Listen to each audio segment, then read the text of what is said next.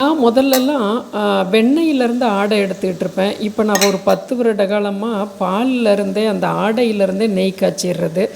இதை நல்லா பால் வாங்கும்போது நீங்கள் 2 வேளை வாங்குறத ஒரு வேளையாக மாற்றிக்கிங்க.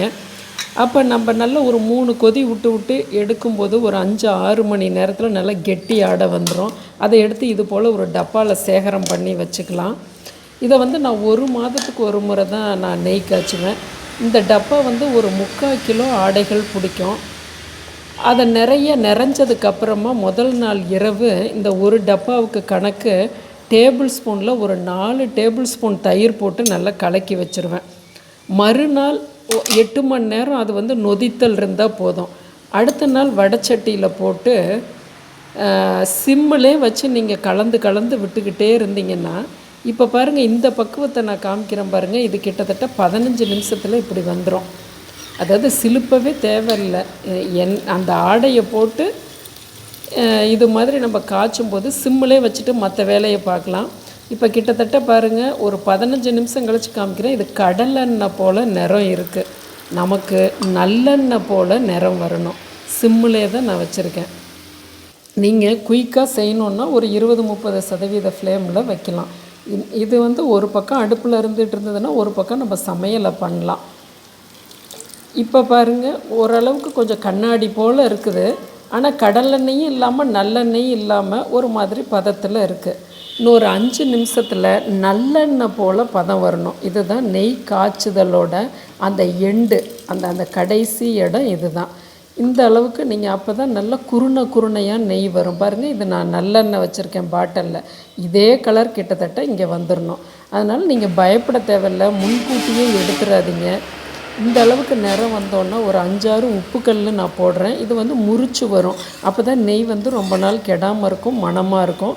இந்த இடத்துல நீங்கள் முருங்கை இலை 2 கொத்து போட்டுக்கிட்டிங்கன்னாலும், அந்த முறிக்கிறதுங்கிறதுக்கு எப்படி உங்களுக்கு புரிய வைக்கணுன்னா, வேதி வினை புரிஞ்சு நெய் ருசியை தரும். அதனால் கடைசியில் ஏதோ ஒரு பொருள் போட்டு முறிக்கணும். பாருங்கள், இது போல் நல்ல நீர்க்க இருக்குது பாருங்கள். இப்போ நம்ம சுவிட்ச் ஆஃப் பண்ணிட்டோம் உப்பு போட்ட உடனே.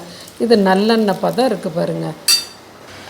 இதை நான் ஒரு வடிதட்டில் வடித்து விட்டுறேன். நல்ல பெரிய வடிதட்டிலே நான் வடிச்சிருவேன். அதுக்கப்புறம் அதுலேயும் கொஞ்சம் துகள் இருந்ததுன்னா சின்ன டீ வடிகட்டியில் வடிகட்டிக்குவேன். பாருங்கள், நல்லெண்ணெய் பதம் வரணும். நல்ல வாசம் கமகமன்னு வருது. இந்த மாதிரி ஒரு பெரிய வலையில் இப்படி ஊற்றிட்டேன் பாருங்கள். லைட்டாக ஸ்பூனில் அமுத்தி கொடுத்தோன்னா நல்லா இறங்கிடும் சொட்டு சொட்டாக. இப்போ பாருங்கள், நல்லெண்ணெய் போல் தான் உங்களுக்கு இருக்கும் கன்சிஸ்டன்சி. நான் 3/4 கிலோ ஆடையில் இப்படி எடுத்திருக்கேன். ஒரு முறை எடுக்கும் பொழுது நான் வீட்டுக்கு உபயோகப்படுத்திக்குவேன். ஒரு முறை எடுக்கும்போது விளக்குக்கு, நெய் விளக்குக்காக நான் உபயோகப்படுத்திக்குவேன். பாருங்கள், இது பழைய நெய் காமிக்கிறேன் பாருங்கள் உங்களுக்கு. ஆனால் இது போல் உங்களுக்கு வெள்ளையாக வந்துடும். நீங்கள் பயப்பட தேவையில்லை. அதனால் உங்களுக்கு இப்போ இது நான் பழசு, நான் ஒரு 3 மாதத்துக்கு முன்னாடி காய்ச்சினது. குருணையாக இருக்குது பாருங்கள் க்ளோஸ்அப்பில். நீங்கள் இதே மெத்தடில் செய்யுங்க. உங்களுக்கு நெய் காய்ச்சறதுங்கிறது ஒரு பெரிய விஷயமாகவே தெரியாது. சின்ன தூக்குவாளியில் அப்படியே நான் ஊற்றுறேன் பாருங்கள்.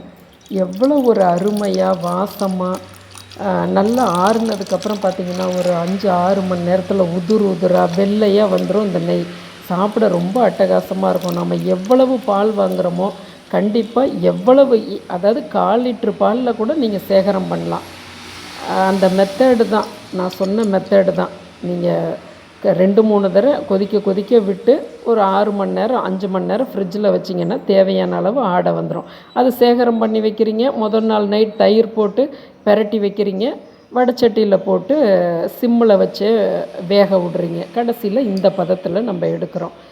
நீங்கள் வீட்டிலே ஒவ்வொருத்தரும் அந்த பாலை சாப்பிடும் பொழுது அதில் இருக்க நெய் இன்டைரக்டாக நம்மளுக்கு போகும் பொழுது ருசியும் தெரியாது, எவ்வளவு நெய் நம்ம உடம்புக்குள்ளே போயிருக்குன்னு தெரியாது. நம்ம இது போல் எடுத்து வச்சிட்டோன்னா சமையலுக்காக இருக்கட்டும், விளக்கேற்றுறதுக்காக இருக்கட்டும், நமக்கு ரொம்ப உபயோகமாக இருக்கும். நெய்யோட விலைலாம் எவ்வளவுன்னு உங்களுக்கே தெரியும். இப்போ நான் இதை சம்பளத்துக்கு மாற்றிட்டேன். இப்போ பாருங்கள், ஒரு 2 நாள் கழித்து பார்க்கலாம். நல்லெண்ணெய் போல் இருந்தது பாருங்கள், ஒரு சாண்டல் கலரில். அதனால் நீங்கள் நெய் காய்ச்சும் போது பயப்படாமல் காய்ச்சுங்க.